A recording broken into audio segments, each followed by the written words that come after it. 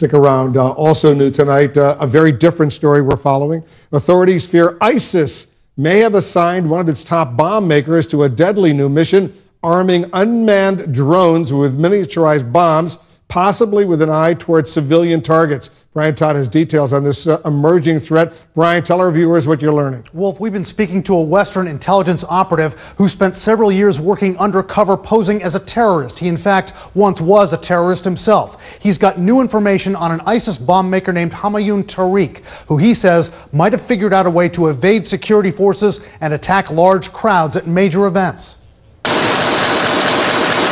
Tonight, a new book suggests the terror group ISIS, crippled and now on the run, may be trying to develop drones like these, unmanned vehicles packed with explosives, capable of attacking crowded targets in the U.S. and Europe. The Russian Defense Ministry says 13 drones, including these, which appear to have small bombs on them, attacked 2 of their bases in Syria earlier this year.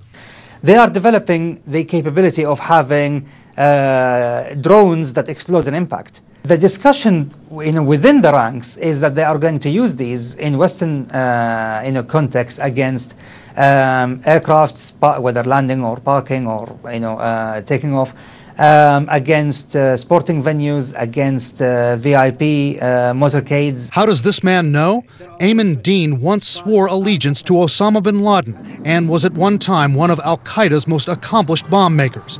He says the horrific 1998 bombing attacks against the U.S. embassies in Kenya and Tanzania turned him against the terror group, even though he hadn't made the bombs for those. The death toll was just too much to stomach, and so therefore I decided that this is not for me.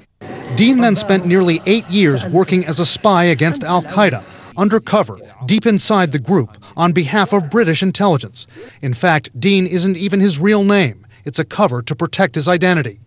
His life as a spy inside the terror group is the subject of a new book, 9 Lives, by CNN terrorism analysts Tim Lister and Paul Cruikshank. Ayman Dean was arguably the most important ever Western spy inside al-Qaeda. His intelligence was priceless.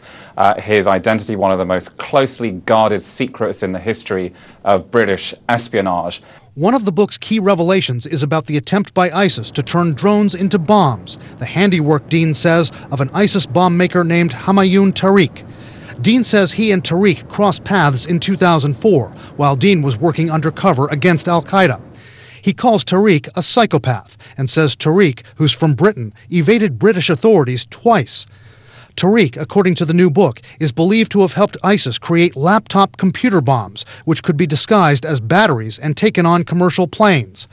Those bombs were the basis for the temporary ban last year on laptops being carried into airplane cabins. So this man... Tonight, Ayman Dean tells CNN sources he still has in Syria believe Humayun Tariq, if he is still alive, is running a drone bomb operation designed to evade coalition airstrikes. Instead of having fixed explosive laboratory, he is actually running a mobile laboratory for refrigerated vans, where it's, you can use them for groceries, whatever, but basically they are using them now as a mobile bomb-making labs. It's this kind of information, Cruikshank says, which has made Ayman Dean so crucial to Western intelligence. He risked his life for nearly a decade, and he saved countless lives, including many Americans. Now, U.S. intelligence officials we contacted are not commenting tonight on Ayman Dean's information, but Dean is sharing other important details with us tonight. He says al-Qaeda is making a major comeback thanks to an influx of new fighters and cash from the Syrian civil war. And he says al-Qaeda is grooming Hamza bin Laden, Osama bin Laden's son, to be its new leader. Dean says the group is counting on a major attack on a Western target to propel Hamza bin Laden onto the world stage. Wolf? And Brian, I understand there was one particular plot on the U.S. homeland which this former al-Qaeda operative helped to stop, right? That is right, Wolf. According to Ayman Dean, in early 2003, al-Qaeda was developing a plan to attack the New York subway system using chemical weapons. He says he was part of al-Qaeda's chemical and biological weapons program at that time, and he reported that plot to Western intelligence. That plot was foiled, but it was a close call.